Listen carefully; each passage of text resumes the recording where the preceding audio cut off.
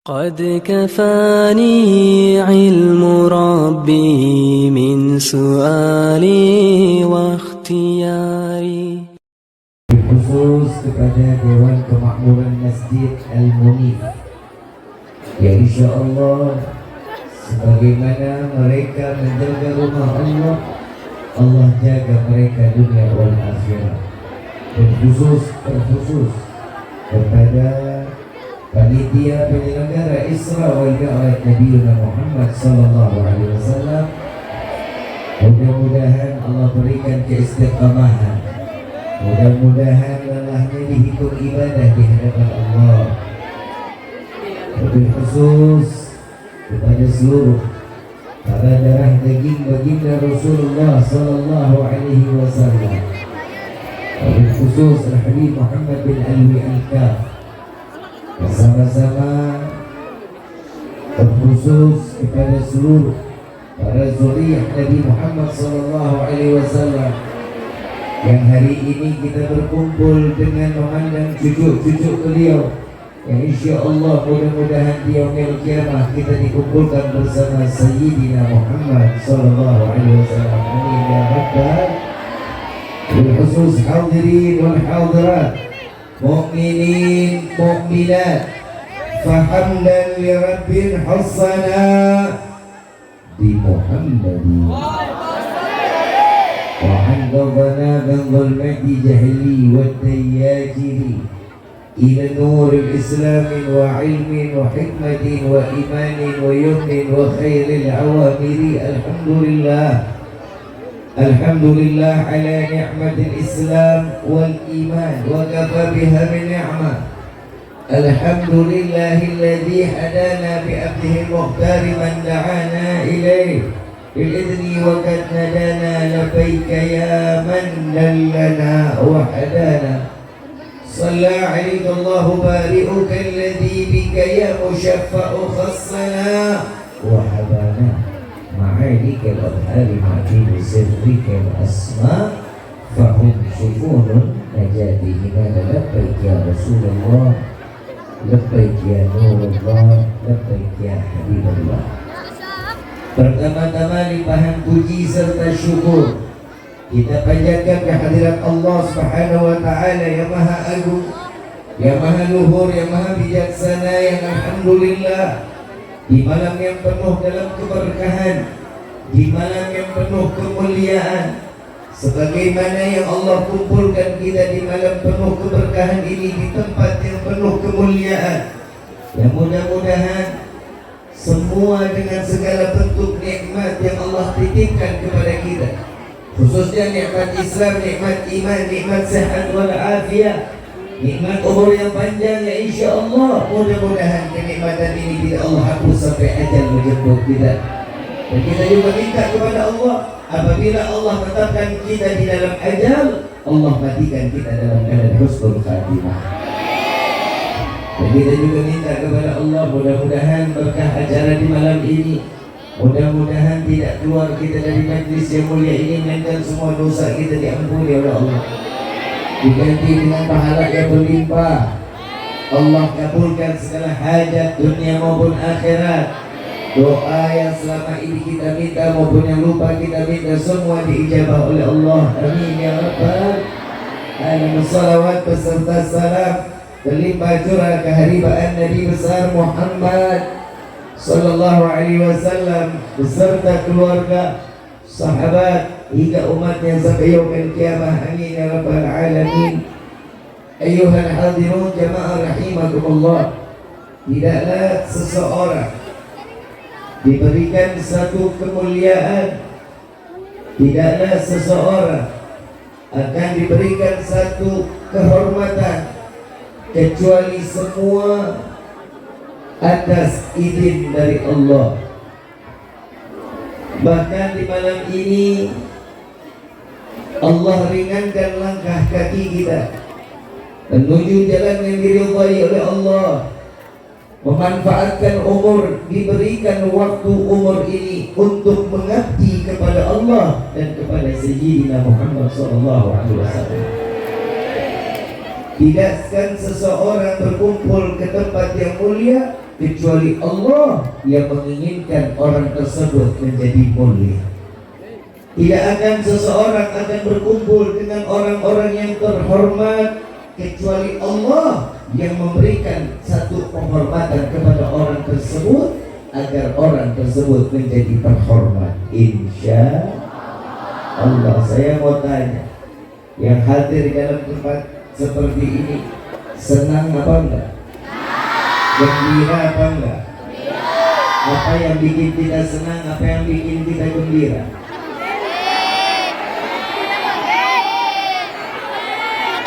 Mungkin semua dengan niatnya macam-macam. Mungkin dengan rasa yang mereka rasakan, apa yang mereka rasakan dengan sendirinya. Tapi ada kabar yang membuat kita lebih gembira dan senang. Keluar dari lisan seorang manusia yang bernama Ahmad di langit, yang bernama Muhammad di bumi. Beliau adalah Rasulullah sallallahu alaihi wasallam.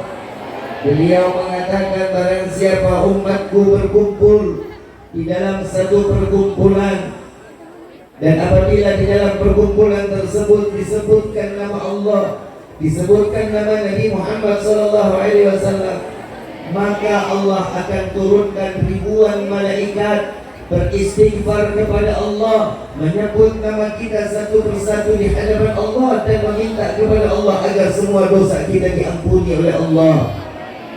Alhamdulillah. Saya tanya lagi, kira-kira ada nggak yang lebih membuat kita senang kecuali ampunan dosa dari Allah? Hari ini semua kita yakinnya, saya yakin dan aku yakin malam ini semua Allah lagi perhatiin kita. Allah ampunin segala dosa kita. Kenapa? Karena saya hakul yakin. Saya tanya, yang datang di sini semuanya bawa dosa apa enggak? Bawa dosa apa enggak? Banyak apa dikit? Duit, bawa duit. Banyakkan mana duit sama dosa? Sadar, ngaku, jujur, tidak bohong. Alhamdulillah. Cuma orang bohong doang banyak dosa. Alhamdulillah. Orang di mana-mana mah banyak dosa. Inna lillahi wa inna ilaihi. Tapi alhamdulillah nggak apa-apa, yang penting mah jujur. Daripada orang punya dosa tapi pura-pura nggak punya dosa. Hari ini dalam perayaan Isra wal Mi'raj Nabi Muhammad sallallahu alaihi wasallam, seorang manusia yang namanya sangat-sangat menjadi satu popularitas di dalam kehidupan setiap hamba. Nama yang luar biasa. Peristiwa Isra wal Mi'raj. Sebelum saya masuk, saya mau tanya yang hadir di dalam tempat ini, kira-kira percaya nggak dalam peristiwa Isra wal Mi'raj Nabi? Yakin apa enggak? Habib, saya mau berusaha yakin. Ini betul atau salah? Saya berusaha, saya yakin. Tapi di luar sana ada yang mengatakan bahwa Isra wal Mi'raj, perjalanan Isra wal Mi'raj Nabi Muhammad sallallahu alaihi wasallam, saat di mana Nabi sedang tertidur, ruhnya yang datang kepada Allah. Benar atau salah? Ada yang bilang benar, ada yang bilang salah. Saat Nabi dalam keadaan Isra wal Mi'raj itu, ada juga yang mengatakan bahwa itu adalah ilham dari Allah. Benar atau salah? Baik, sekarang kita kupas, boleh? Boleh? Perjalanan Isra wal Mi'raj Rasulullah sallallahu alaihi wasallam tidak akan pernah bisa diyakini dengan akal, melainkan diyakini dengan Syekh Abdul Rahman At-Tiba menjelaskan di dalam salah satu pasal rawi yang diciptakannya, yang dikarangnya, "Tsumma arruduhu minal arash qabla rudal farash wa qaddala jami'al ma'arif." Kemudian Allah angkat Nabi sallallahu alaihi wasallam sampai ke arash, maka dikembalikan kembali dalam keadaan tempat duduknya belum dingin, tempat tidurnya belum dingin. Dalam waktu sepertiga malam Nabi jalan berjumpa dengan Allah yang sebelumnya dari Mekah ke Masjidil Aqsa, dari Masjidil Aqsa sampai ke Sidratul Muntaha. Percaya apa enggak? Allah tegaskan juga di dalam Al-Quran, Subhanalladzi asra bi abdihi lailan minal masjidil haram ilal masjidil aqsa alladzi barakna haulahu linuriyahu min ayatina innahu huwas sami'ul. Allah menyatakan maha suci Allah yang memperjalankan seorang hamba di waktu malam.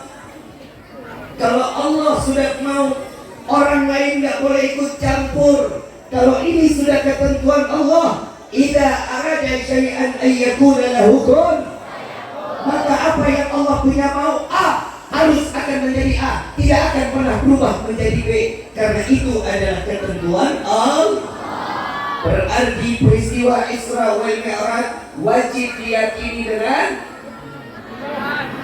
akal. Boleh ikut campur? Nggak boleh. Contoh, saya kasih contoh, boleh nggak? Semua yang hadir di sini punya handphone apa enggak? Punya? Baik. Kira-kira dari Depok ke Kuningan berapa jam?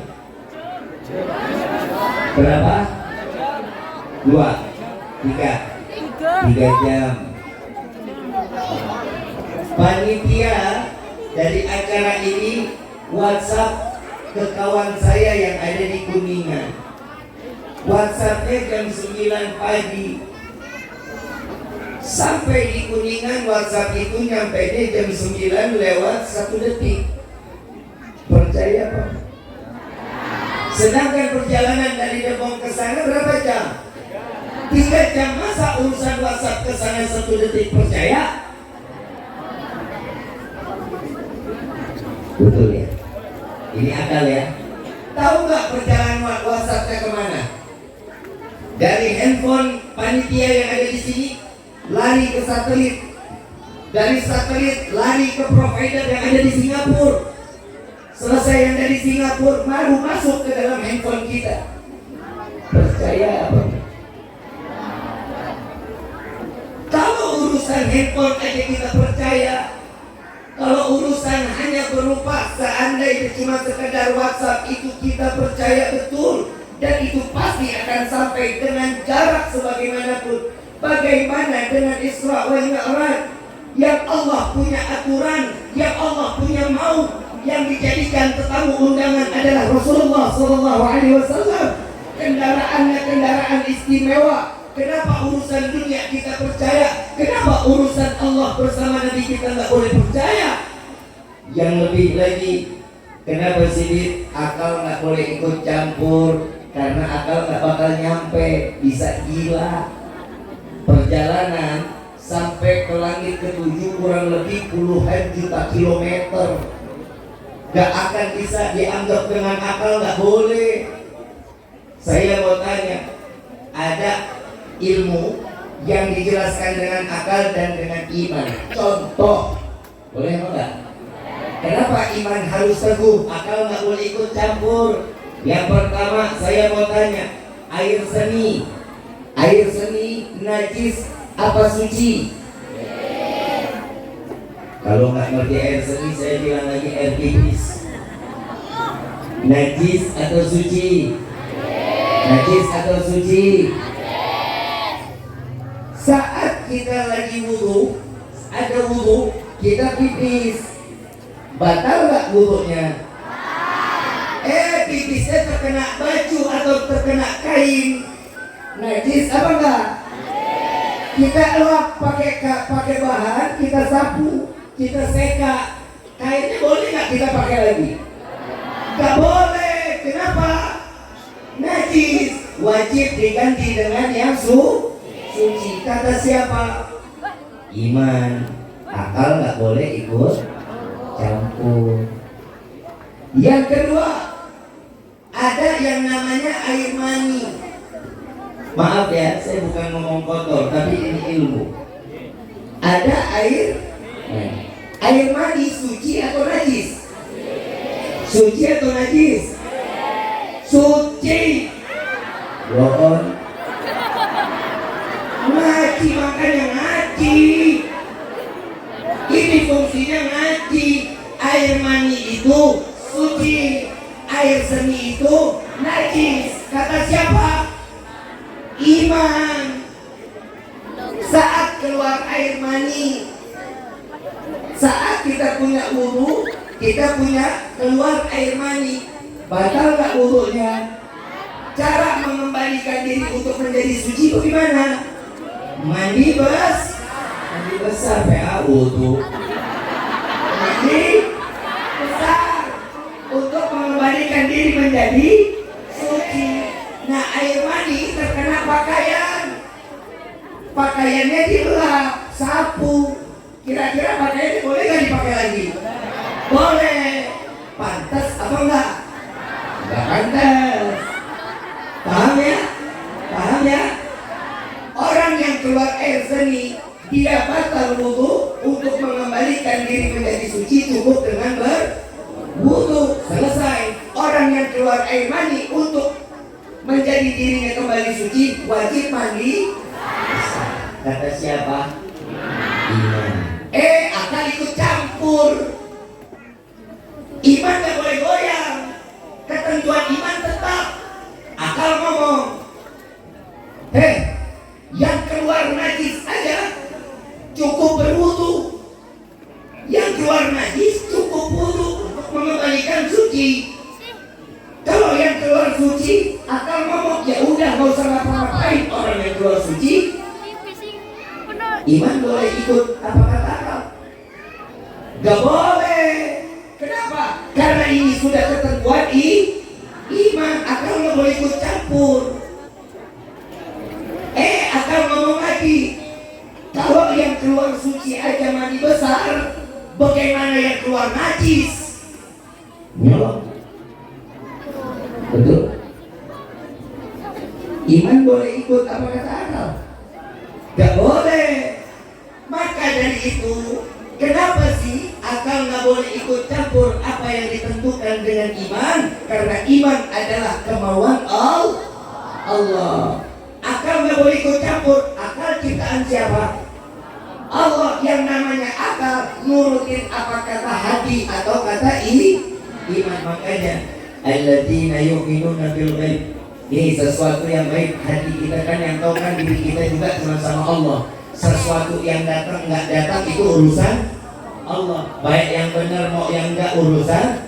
Mati kita baik, mati kita nggak baik itu urusan siapa? Allah. Tugas kita apa? Ibadah. Jadi tugas kita. Maka dari itu Allah Subhanahu wa ta'ala menginginkan, kenapa orang yang keluar air seni itu cukup dengan berwudu. Allahumma, ini sebutnya debong atau debong. Allahumma, orang debong punya penyakit beser. Tahu penyakit beser? Kencing sehari bisa 5 kali, 7 kali, 9 kali. Kalau ada orang yang keluar pipis wajib mandi besar.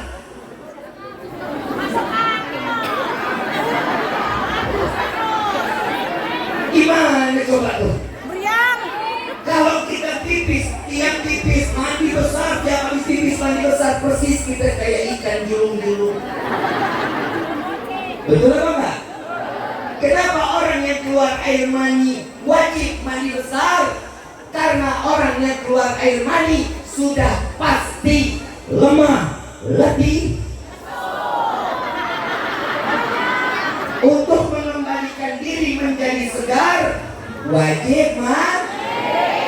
Berarti Allah betul apa salah? Ilmu Allah betul apa salah? Keyakinan iman salah apa betul? Kalau iman sudah punya mau, akal nggak boleh ikut campur. Contoh yang kedua, boleh? Boleh? Saat kita punya wudu, kita masih ngomongin iman ya, boleh ya? Saat kita ada wudu, tiba-tiba buang angin. Apa namanya? Kentut. Batal nggak wudunya? Batal. Cara mengembalikan suci bagaimana? Wudu.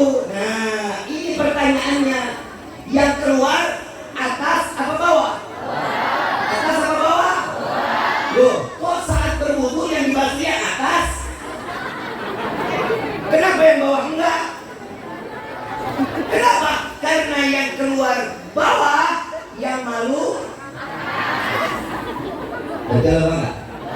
Saat orang kentut, nggak ada orang kentut senyum-senyum. Ya. Pasti dia bakal malu, apalagi kentutnya terlepasan. Apalagi bunyinya cuma kecil. Bahaya. Betul apa enggak? Jadi semua yang sudah ditentukan oleh iman, akal nggak boleh ikut.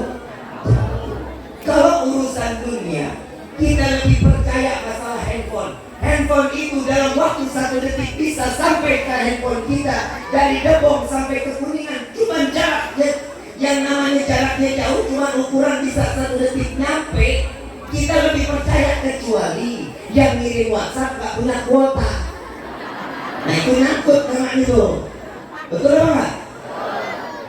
Tugas kita ini meyakini apa yang telah diberikan oleh Allah kepada Nabi Muhammad sallallahu alaihi wasallam. Betul apa betul?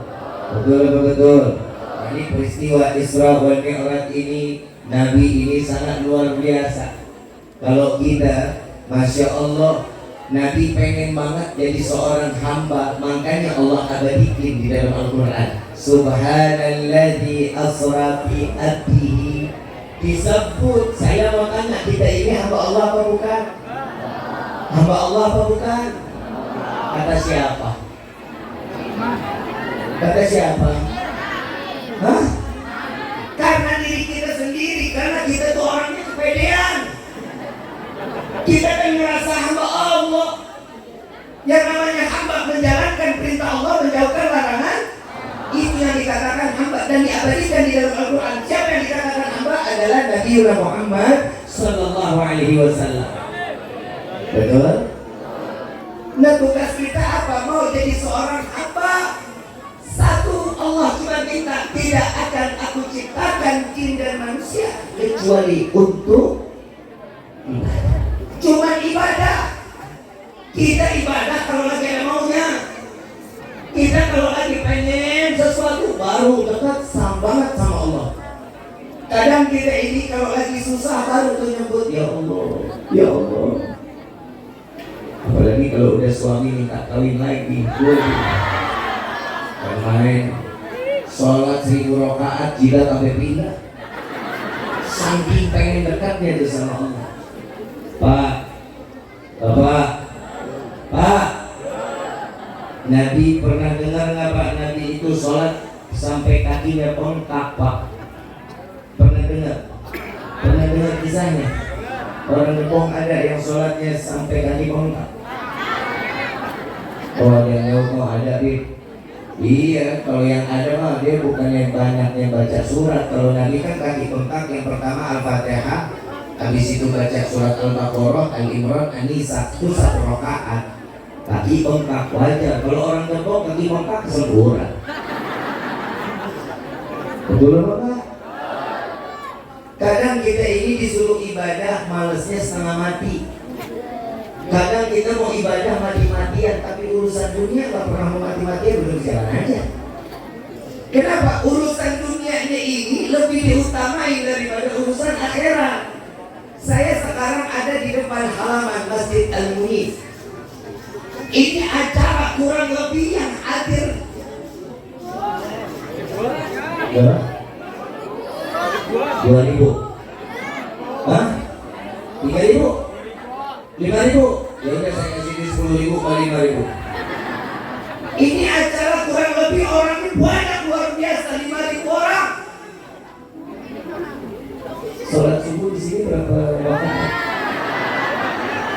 Di sini sholat subuh berapa rakaat? 2. Sholat subuhnya banyakkan acara ini atau sholat subuhnya? Ini acara lebih banyak orangnya. Nah sholat subuh di sini seberapa banyak soft yang datang? Hah? 10 orang. Cuman 10 orang. Itu juga kadang-kadang kalau masuk 10 orang udah alhamdulillah, berarti yang 10-10-nya itu lagi bermasalah. Ini masjid bagus, indah, subuhnya kosong. Maaf, dari Sabang sampai Merauke kalau bikin acara semuanya ramai yang hadir. Tapi wallahi Nabi lebih bangga, Allah lebih bangga saat masjidnya dimakmurkan. Masjidnya itu diisi, sholat 5 waktu di masjid. Ibu sholatnya di rumah, jangan ke masjid. Kenapa? Kalau ibu-ibu udah paling sering ke masjid, itu masjid bukan tempat ibadah, tempat gibah. Bodoh amat, lu mau seneng mau kagak, bodoh amat. Emang model sekarang begitu. Perempuan pengajian seminggu bisa 5 kali, 4 kali. Betul nggak? Masuk masjid, keluar masjid, begitu pulang dapat ilmu, kagak ngomongin. Boleh tuh. Maimunah. Tulangnya nabah. Ih, lu gak lihat tuh tadi tuh. Eyelinernya sampai begitu. Ada aja yang diomongin. Bu, Ibu, mau masuk surga? Mimpi.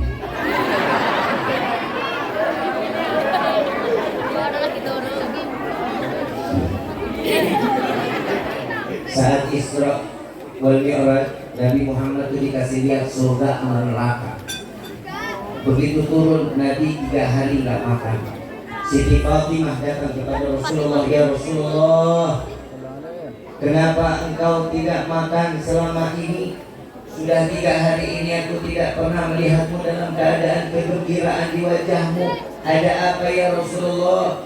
Ya Fatimah, aku diperlihatkan saat Isra wal Mi'raj, aku diperlihatkan tentang surga dan neraka, dan aku melihat di dalam neraka banyaknya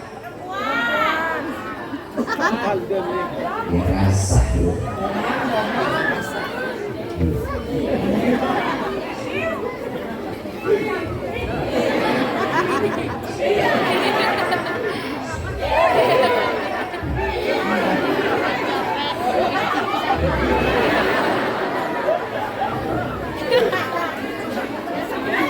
Yang ngomong paling banyak di neraka perempuan siapa?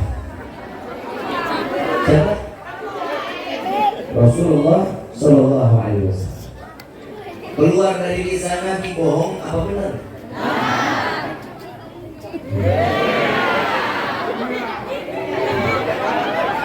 Siti Fatimah tanya, kenapa paling banyak neraka itu perempuan ya Rasulullah?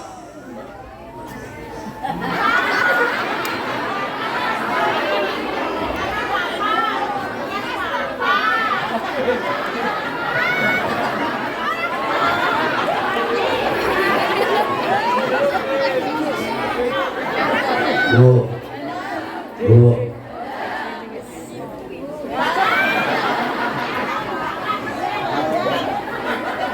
laki-laki tenang, paling banyak di sorga.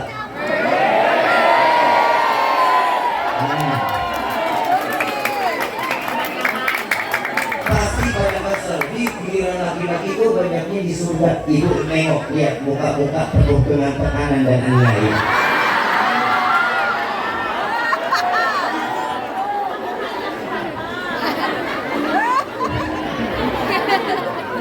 Bu, paling banyak urusan durhaka sama suami yang ada di neraka, Bu.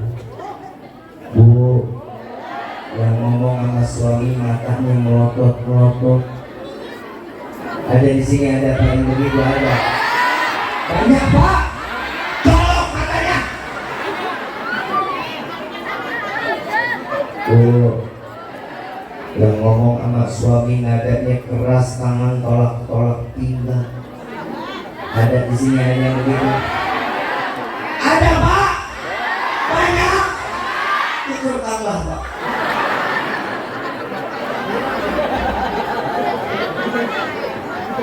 Yang perempuan keluar dari rumah seorang istri itu dandan cuma buat kondangan.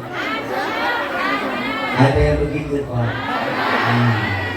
Pak, Bapak terakhir ditemani ibu tidur dandan kapan, Pak? Malam pertama waktu kawin. Sampai sekarang belum lagi.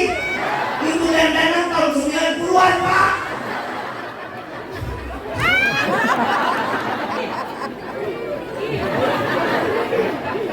Males gua. Tapi di sini sih saya yakin di sini istri-istri soleh. Kalau bidadari surga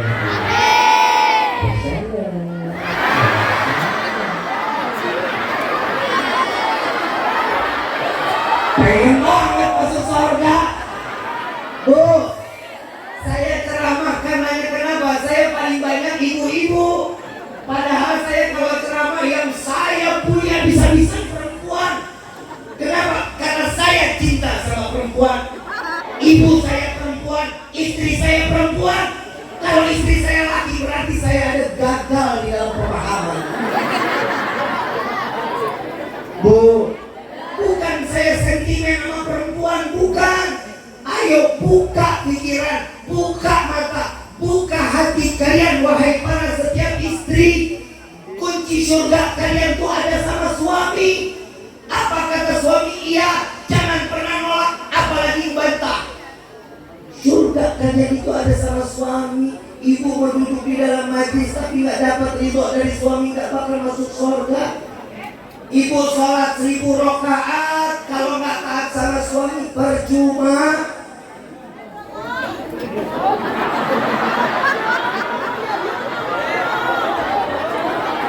Betul nggak Pak? Bu, ada seorang perempuan manusia bukan nabi, tapi dia diabadikan jadi bidadari surganya Allah. Menjadi seorang wanita yang dijadikan bidadari surganya Allah, punya suami jahat, bengis, ngaku Tuhan. Siapa itu perempuan? Aisyah. Siapa? Asia. Hah? Siti? Aisyah. Menjadi siapa? Jadi bidadari surganya Allah. Kenapa? Buah kesabaran ngadepin suami model kayak Fir'aun. Bu, ibu di sini ada yang suaminya kayak Fir'aun? Bukan saya nanya Pak, saya nanya. Bu, ada di sini yang model suaminya kayak Fir'aun? Ada. Obat Pak, obat Bapak. Kalau Bapak pengen istri sehat, disayang, dekat sama Bapak, patuh sama Bapak, maaf, rekeningnya isi dong.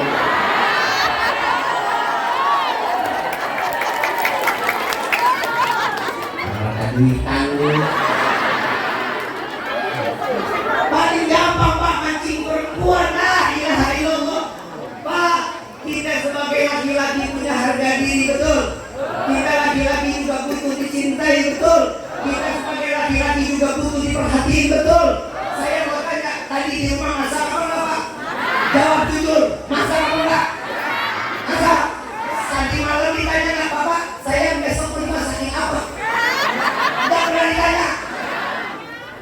Song. Bapak, saya mau tanya, tadi masak apa enggak?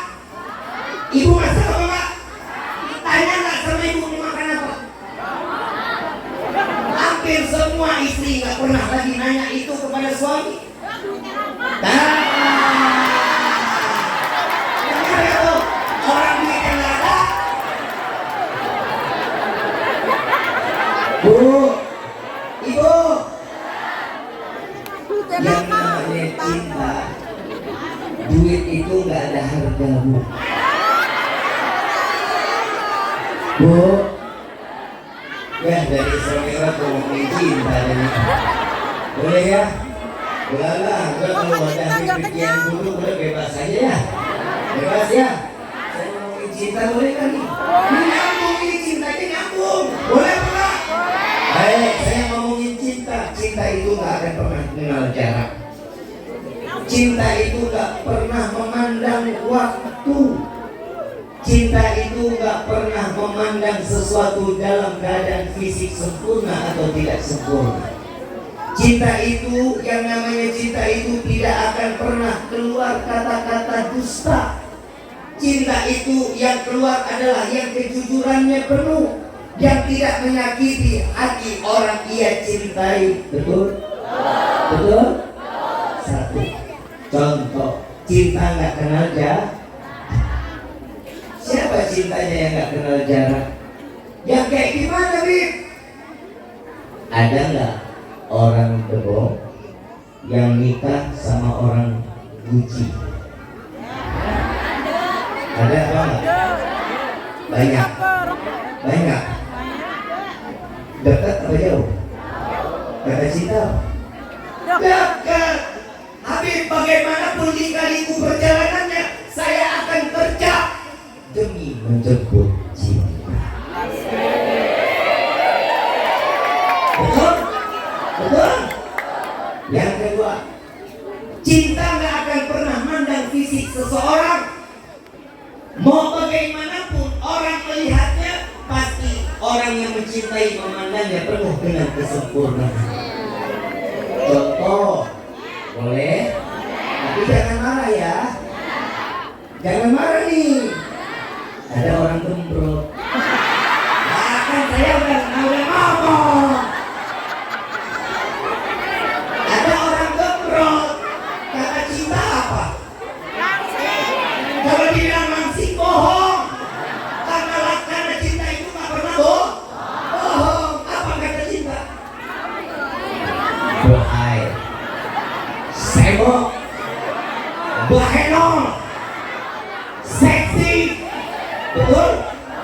Kata orang yang mencinta, orang lain mandang gak sempurna. Orang yang mencintai pasti memandang dalam keadaan sempurna. Gak ada celah, gak ada cacat. Yang ketiga, cinta tidak akan membuat hati orang yang dicintai merasa sakit. Selalu akan dibuat dengan penuh dengan kata-kata istimewa.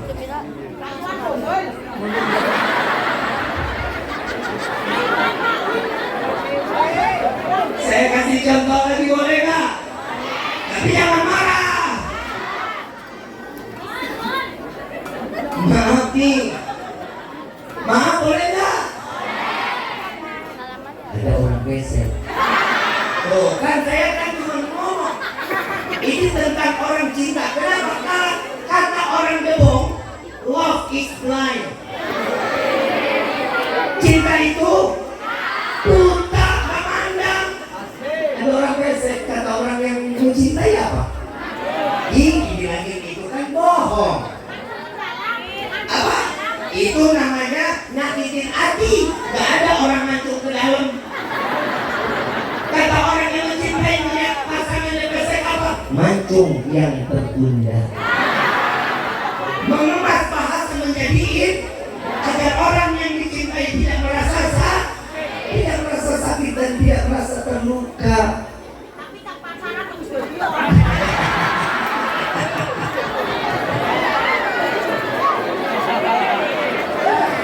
Ini istri siapa sih ini?